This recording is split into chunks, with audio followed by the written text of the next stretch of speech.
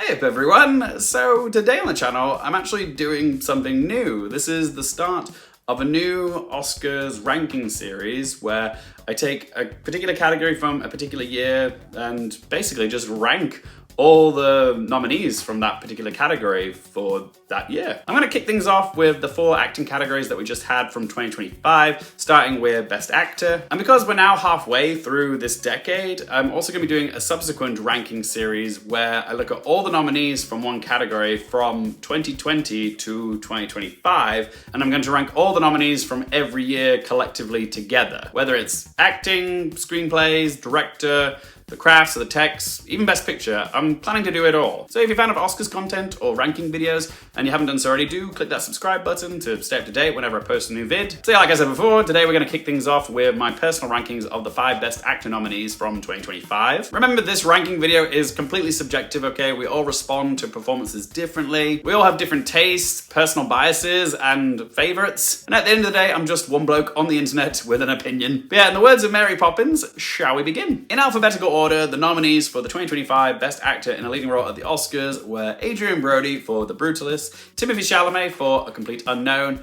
Colman Domingo for Sing Sing, Fiennes for Conclave, and Sebastian Stan for The Apprentice. I just want to start off by saying that the selection of nominees for Best Actor at the Oscars this year was stacked. Like, this was a very good year for Best Actor.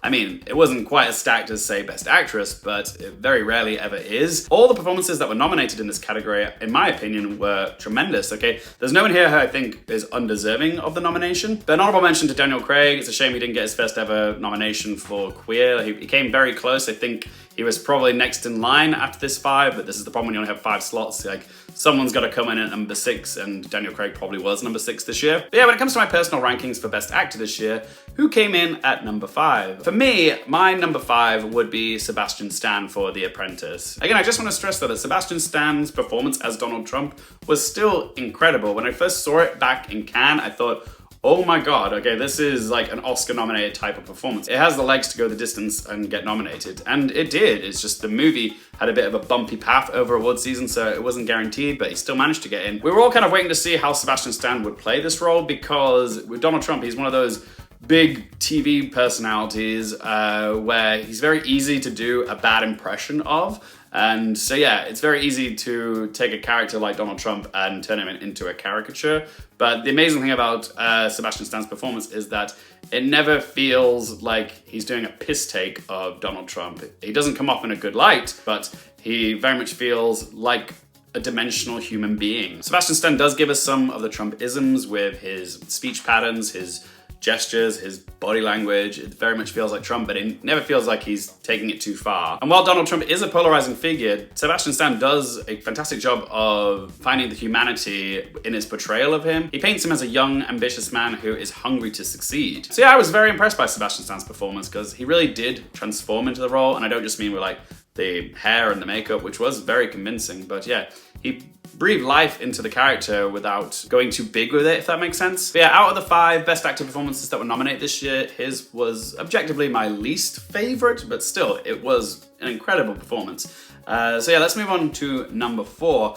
And coincidentally, the person who comes in at number 4 is the only other person in this category who also played a real-life person like Sebastian Stan did, playing Donald Trump, and it is Timothée Chalamet's portrayal of Bob Dylan in A Complete Unknown. You guys know I love me some Timmy Tim, okay? I'm a big Timothée Chalamet stan, and I'm glad he managed to pick up a significant win over award season because he won the SAG Award for his portrayal of Bob Dylan. Because of his SAG win, I think a lot of people thought he was Adrien Brody's closest competition to win the Oscar. But yeah, Adrien Brody still managed to prevail, and I'll talk more about him later in the video. But what I love about Chalamet's performance is his commitment to the role. He had years of prep work for this movie because of how delayed it was due to the writers and actors strikes and all that.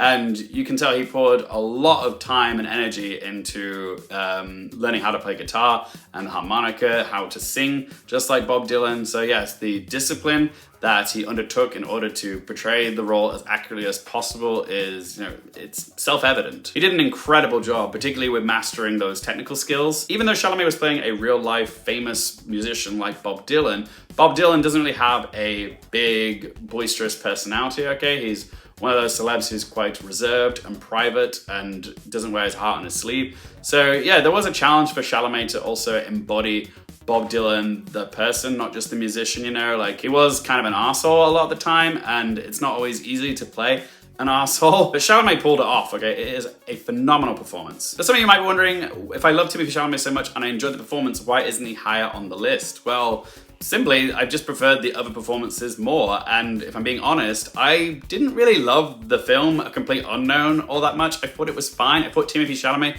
was the best thing in it, but yeah, I just thought it was a fine enough film, and yeah, Timothée Chalamet was the shining star in it. But yeah, I just wasn't really blown away by the movie, and I don't know, it almost pulls him down a little bit because I'm just not as absorbed in the story or the film as much as I'd like to be. So yeah, while Chalamet is undoubtedly fantastic in his portrayal of Bob Dylan, I was just more impressed by the other three performances that are higher on the list. So shall we jump into number 3? Yes, my third favorite performance of the 5 Best Actor nominees goes to Ralph Fiennes for Conclave. What I love about Ralph Fiennes' performance as Cardinal Lawrence in Conclave is just how measured and restrained it is. It's not a big performance, he doesn't show a whole lot of emotion throughout, but there are like little moments where he either gets angry or he sheds a tear, and it just feels very authentic and not like he's showing off, okay? It's not like, hey, look at me, I'm acting, give me the Oscar. He plays the role quite small, but the impact is big. The entire movie kind of rests on Ralph Fiennes' shoulders, and what I love about his character is that he's kind of doing multiple things at once, because not only is he initiating the conclave, trying to decide the new pope, he's also acting as sort of an investigative detective as to what's going on behind the scenes of all the potential candidates for the pope, and yeah, he's also having his own crisis of faith as well. So there's a lot of different things that he's juggling, and you can see the toll it's taking on him mentally, and yeah, just the way that Ralph Fiennes plays it is subtle and delicate and yeah, very powerful. So yeah, I love Ralph Fiennes' performance. I really enjoyed Conclave, but again, Conclave is one of those movies that I was very entertained by, but not necessarily moved by, which is why the other two performances come a little bit higher, because I not only loved the performance, but I also really loved the movies. Which brings us to number 2, and who do I have in number 2? Well, this may come as a surprise to some of you, but I am gonna put in Adrien Brody for his performance as Laszlo Toth in The Brutalist at number 2, and let me explain to you why. Just want to start by saying that I absolutely adore Adrien Brody's performance as Laszlo Toth, okay? It is one of the best performances of 2024, if not the best. I think for a lot of people it was their favorite performance of last year. It's not my personal fave, obviously, but I was still completely captivated watching Adrien Brody, okay? This is a showcase performance for him, arguably his best performance to date, and there's so much for him to do in this movie, and it's such a well-rounded character, Laszlo Toth, because not only is he sympathetic and ambitious and has dreams, but you know, he also gets to be funny in this, he gets to cry and scream, and yeah, he just breathes so much life into the role of Laszlo Toth that you kind of feel like he's portraying a real person. It's the Lydia Tarr effect, you know, like Kate Blanchett as in Tar. It's the same thing with Laszlo Toth. Like, it's like you get to know this character so well and learn all her history that you feel like, oh, this must be based on a real person, but it's not. It's a fictional character that came out of Brady Corbet's head. And yeah, Adrien Brody just gives all of himself to this role, and he is spellbinding to watching this. I thought it was fantastic, okay? One of the best performances of the year. Absolutely deserved the Oscar, no question. I'm happy he got an Oscar for it. But yeah, it's not my personal favorite performance of the year, but it is still one that I can't deny just how flippin' phenomenal it was. And if you have him at number 1, I totally get that. It's absolutely fine. I feel like objectively he probably was the best pick for the win for Best Actor this year. But yeah, my personal favorite coming in at number 1 is Colman Domingo for his performance in Sing Sing.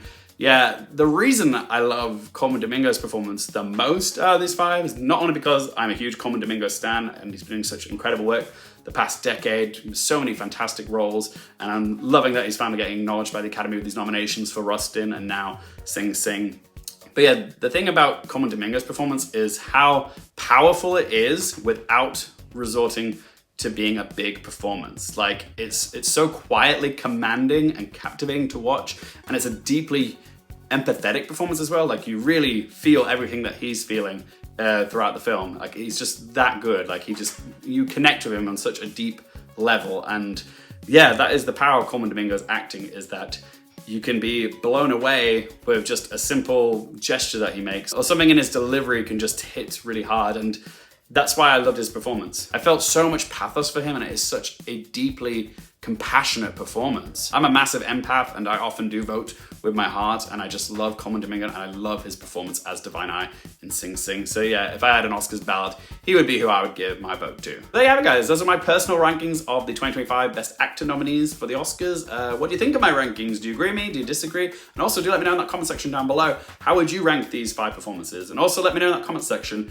which category do you want me to do next for a rankings vid? Best Actress, Supporting Actor, Actress, maybe something else entirely different, whatever you want, let me know in that comment section down below. Whatever has the most votes, I will do next.